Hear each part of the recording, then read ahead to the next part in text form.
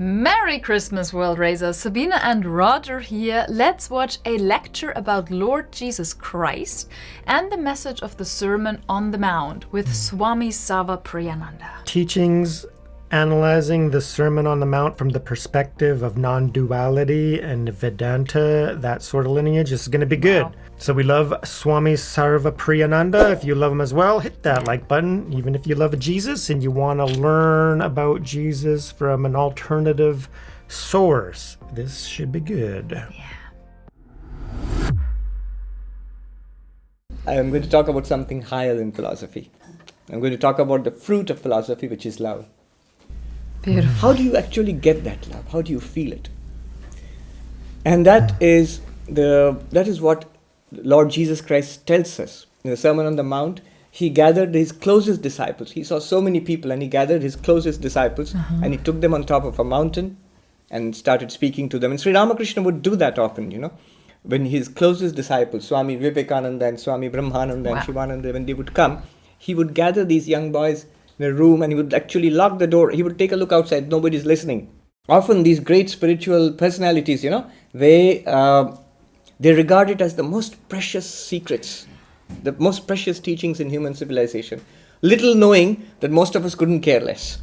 So they have to be very careful. Nobody should listen to it, though they do not know that even if people do listen, they think, okay, it's something nice, but not very important. The Lord Jesus tells us in the Sermon on the Mount, how can you feel that love of God? And what he says is this: blessed are the pure in heart, for they shall see God. In the Sermon on the Mount, I think that is the jewel in the crown. Blessed are the pure in heart, for they shall see God. Once I read out, when I was reading the Sermon on the Mount, and there was this book on theology by Hans Küng, a great Christian theologian. In fact, he was the teacher of the last Pope. He's still living, the Hans Küng, Catholic theologian. And he's written this big book on being Christian. And there's a section on the Sermon on the Mount, where what is the meaning of the Sermon on the Mount? What's the purpose of these teachings? And he gives different theories. He says the Christian church holds the Sermon on the Mount is meant for a chosen few, monks, those who are going to be his apostles, those who are, so that's what Jesus chose them and gave the teachings for them, but it's not for everybody. It's for Christian perfection. And there are many theories. For example, Tolstoy says that the Sermon on the Mount is meant for establishing the kingdom of heaven on earth. So if people could follow that, the kingdom of heaven would be established here on earth. And so on and so forth.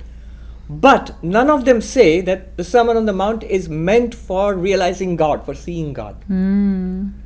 That's what, when I read it, that's what it feels like to me. You do this and you will have the vision of God, you will have the presence of God, you will find God in your life. Nice. So is it just me or... So I decided to take the Sermon on the Mount and I read it out to a group of the young men who are going to be monks, where I was teaching in Belur Mutt. The novices, I was teaching them for the last 7 or 8 years. So I took it to class and I read it out in class. And then I asked those young men who are going to be Hindu monks, what is this meant for? What do you think? What is the purpose of this Sermon on the Mount? And they all said, for realizing God, for seeing God. So God realization, the vision of God, making God a reality in our lives, that's the purpose. And the Lord Christ says, blessed are the pure in heart, for they shall see God. How do you become pure in heart? And what does it mean anyway to be pure in heart? Swami Prabhavananda, in this beautiful little volume, the Sermon on the Mount according to Vedanta, he says, try to think of God. Go on, do it just now. And what you feel is, you have a fleeting feeling of something divine, something elevated, sublime, and then it goes. Other thoughts come in, other emotions come in, memories come in, worries and anxieties come in, sufferings of the body, the world rushes into the head, and that is what is meant by the impurity of the heart, which does not allow you to hold on to God in thought. Beautiful. You don't have to make an effort to think about the world. It's there. It's effortless. And for those who are pure in heart, those who have cultivated this inner purity, for them the thought of God is effortless. For them the thought of God is effortless. So how do we cultivate this inner purity of heart. And that's how I understand the Sermon on the Mount. He starts off with, "Blessed are the poor in spirit, for theirs is the kingdom of heaven." Blessed are the poor in spirit. What does it mean to be poor in spirit? It means to be humble. Oh, okay. I'm reminded of in Bhagavad Gita, the 13th chapter, Krishna tells Arjuna what are the qualifications for attaining Brahmajnana, the highest Vedantic knowledge. And he starts off the list with this, Amanitvam Adambhitvam. Amanitvam Adambhitvam are exactly this. Blessed are the poor in spirit, for they shall see, for theirs is the kingdom of heaven. Amanitvam, not being proud, transcending pride.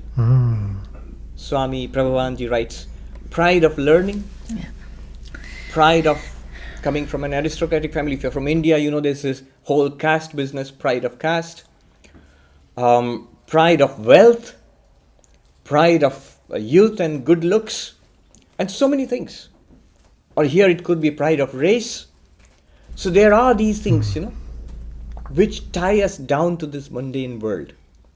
And being poor in spirit means to rise above this, to rise, to cleanse oneself of this, so that one is ready to receive God. Beautiful. Blessed are the poor in spirit, for theirs is the kingdom of heaven. The possibility of the kingdom of heaven, the possibility of God exists when I bow down, when I learn to, when I admit there is something for me to learn. Adambhitvam, the word which Krishna uses, it's very interesting. One form of it is a show of religiousness. A show of religiousness. You go to people, especially in the New Age movement, you find people meditating, and when you're meditating, you expect peace and bliss. Now, I have to show that I have got a lot of peace and bliss. So I've seen a lot of these people, young people, sitting and meditating, and they have these big smiley faces pasted on, Their looks pasted out. You don't have to show that you are in bliss. So to show what Sounds I funny. am not, that is the gross form of spiritual pride. To show what we are not. What happens is, people with such pride, when you go to learn something, such people cannot learn, because there is somewhere deep inside a feeling that I know it. Yeah. So whenever he or she hears something, there's an automatic tendency to, that you have heard the bed of Procrustes, where the person is cut to fit the bed. So the knowledge is force fit into my preconceived notions, and I get the feeling that now I know it, and I'm satisfied. But then I don't learn. Especially in this new age, in this age of ours, it's wonderful because all the great religious traditions of the world are available. It's a supermarket of religion, a supermarket of spirituality. Oh, yeah. You call it a mall. So everything is available. But remember, all of these are very ancient traditions, developed over centuries, millennia. There's a great amount of wisdom there. So you cannot just pick and choose and think that you have understood.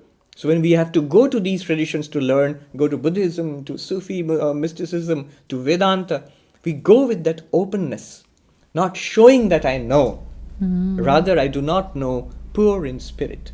Then only there is the possibility of the kingdom of heaven. Beautiful. But this is just the gross form of pride, spiritual pride, to show what we are not spiritually. But there is a subtle form also, which is just the opposite, to show what we are. Now, if I have got some good qualities, I meditate a lot, I am very learned, I'll just subtly let people know what my spiritual excellence is. And they are true. It is there within me. But the moment I show it, that's also another form of spiritual pride. And then comes, blessed are they who mourn, they that mourn, for they shall be comforted. Mourn, we do mourn. So many of us mourn. We mourn for things of the world. Sri Ramakrishna says, how many people cry for God? People cry for children, people cry for wealth. But how many people shed a tear for God? Not many. Very few people cry for God. He even said, I think, if you cry sincerely for God for 3 days, you will get God. The spiritual longing is what is meant here. There's a pain which I I know not what I am sad, but there's a sadness always, because I don't have thee in my life. Blessed are they that mourn, for they shall be comforted. Blessed are the meek, for they shall inherit the earth. You see, this is not a very popular teaching. Meek? Because our culture these days, not only in America but all over the world now, is an aggressive culture. It's a me-first culture, pushing myself forward.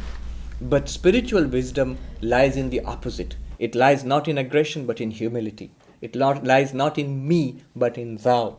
Blessed are they that hunger for the righteousness' sake, hunger and thirst for righteousness, for they shall be fulfilled. We hunger and thirst for things of the world, money, success, relationships, so on.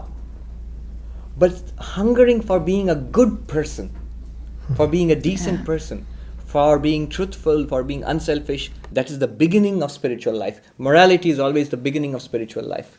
Blessed are the peacemakers, for they shall be called the children of God. I'm reminded of the story of the desert fathers, the early desert fathers. 2 ascetics living in the desert, maybe a century after the Christ. And one day, and they were very austere people, and almost nothing in the world. One day, one of these old desert fathers said to the other, he said, "Brother, today we are going to quarrel. Like worldly people quarrel, we are going to quarrel today. Let's have the experience of quarreling." "All right, brother, how do we quarrel?" "Well, here is this brick. I shall say it is mine, and then you will say it is mine. Oh my And God. I shall say, no, it's mine. And you will say, no, it's mine. And in this way we shall quarrel." And then they started. So they started. This first one said, "Brother, this is mine." And the other one replied, "Of course it is yours." And that was the end of it. That was the end of it. Whoopsie. I love it. Wow. But you can do that when you are big. Wow. You can do that when you are big.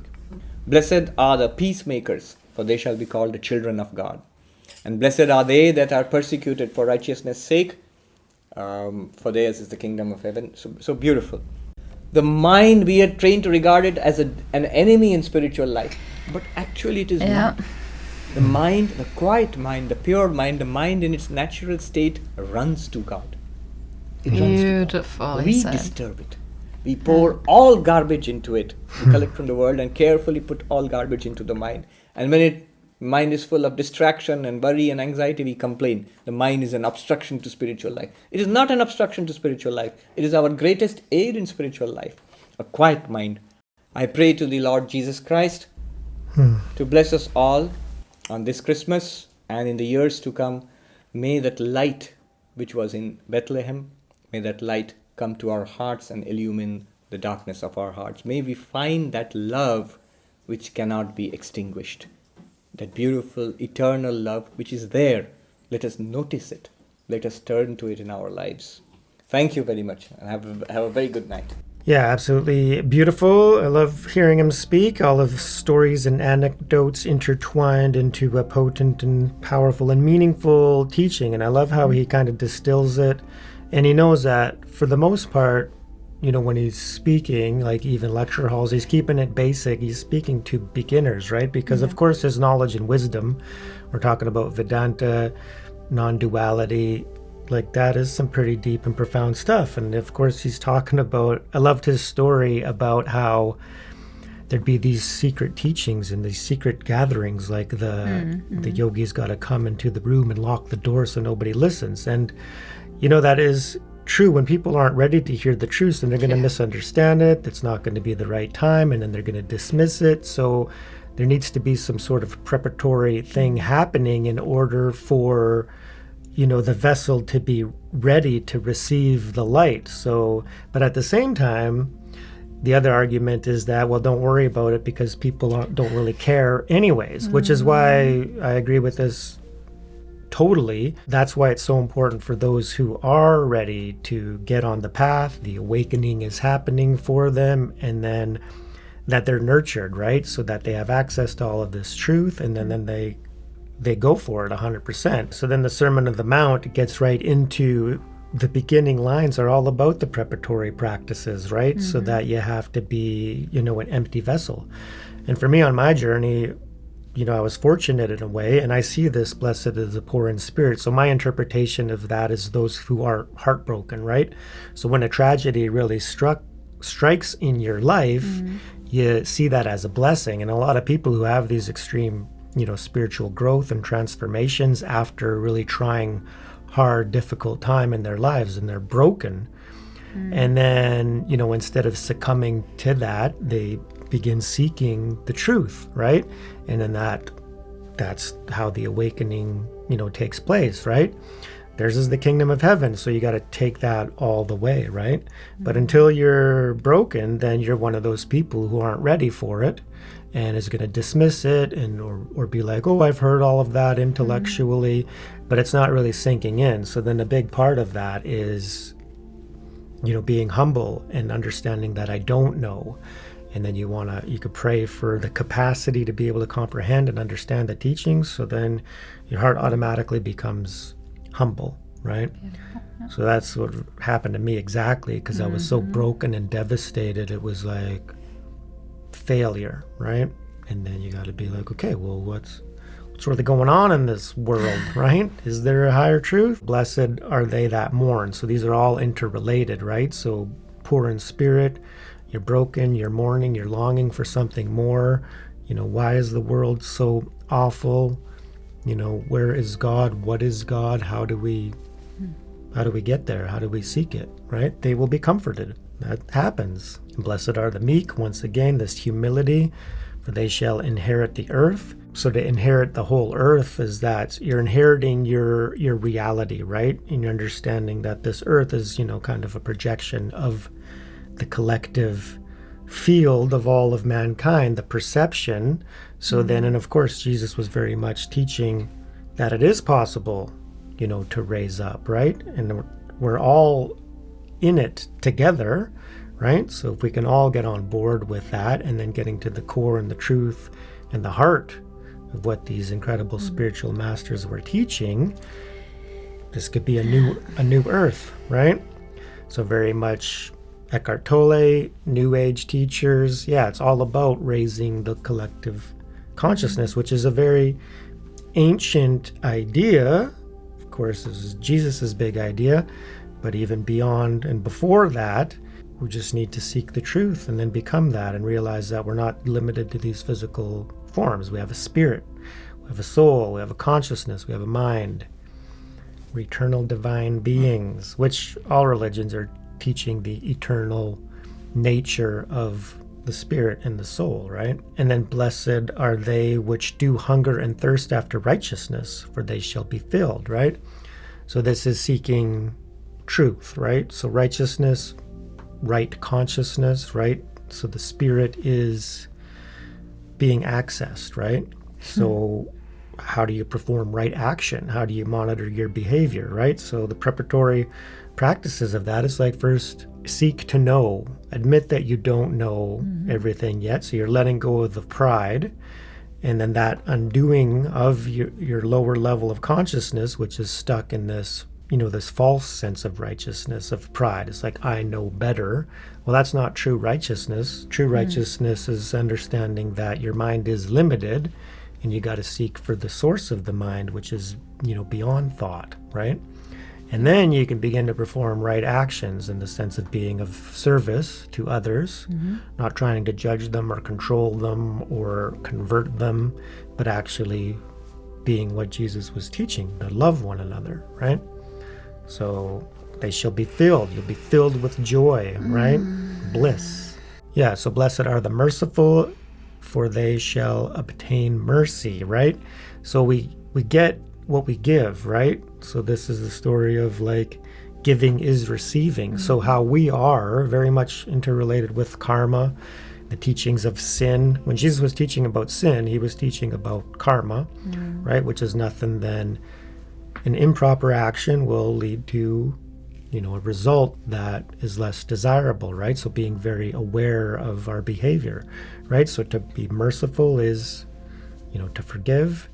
If you want to be forgiven, the easiest way is, forgive others and really go into your heart and soul and practice that. And some things may be very difficult, which is why another benefit of this day and age is also therapy, trauma, right? So not just relying on spiritual modalities, but using everything at our disposal to, like, how are we going to make the most of this lifetime? Blessed are the pure in heart, for they shall see God. And then all of the previous ones that we just talked about, that's how you become pure in heart, right? So very much empty cup, filling it with spiritual wisdom and knowledge, and then doing the work, right? The spiritual work of letting go, right? Letting go of all the negative qualities, monitoring our behavior, and then very much what he was talking about, you know, in the Vedanta teachings of, the 8 limbs of yoga. So the preparatory practices, you got to be, ethical, right? You got to be moral.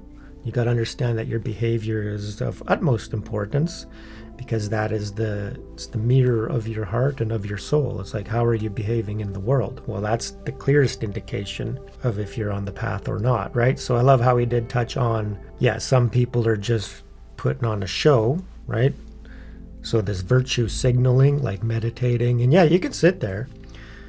You can sit there and smile on the face, just like a yogi, but all sorts of rubbish could be going in your mind, right? Even though you're still, right? So, the true light will shine through. But at the same time, he's also saying that, if you have had realizations and then you're kind of using that to virtue signal, that's also a downfall, right? So it's about just being authentic, right? We got to be how we are and where we are now, but at the same time, still on the path, very much so. So even yogis, even enlightened beings, at the early stages of enlightenment and awakening and unconditional love, these beings are still practicing. They're still meditating, doing pujas. The blessed are the peacemakers, for they shall be called the children of God. So absolutely right. And then, of course, Jesus is the most well-known in this day and age, as a lot of people think he's the only Son of God. But we know better. We know that all children, all of creation is a part of God, children of God. We're all children, of God. Pure in heart, very much you're going to be a peacemaker. You're going to want to help people overcome their conflicts, right? All over the world, even just sending out prayers of love and light, praying for peace, for the whole world. That's part of it. So blessed are they which are persecuted for righteousness' sake, for theirs is the kingdom of heaven. And this is very much, I think, standing up for the truth that you believe in, right? Especially if you have done all the first steps, you've emptied your cup, you've sought the truth, you're open, your mind is open to the truth from other faiths and other religions, and you're able to kind of assimilate it through discernment and realize that there's an unlimited truth, source of all. So you're not judging other faiths, you've done it, you've done the work, and you're pure. So then you share that. And then, of course, there's still ignorance. So people are going to judge it. People are going to hate it. People are going to think that, no, this is wrong. Exactly what happened to Jesus when he was teaching the truth that he realized. He was very much persecuted. And then, of course, his followers. And then it turned into the biggest religion in the world. But anyways, there's going to be people that are against you. That's the way it is. Blessed are ye when men shall revile you and persecute you, and shall say all manner of evil against you falsely for my sake.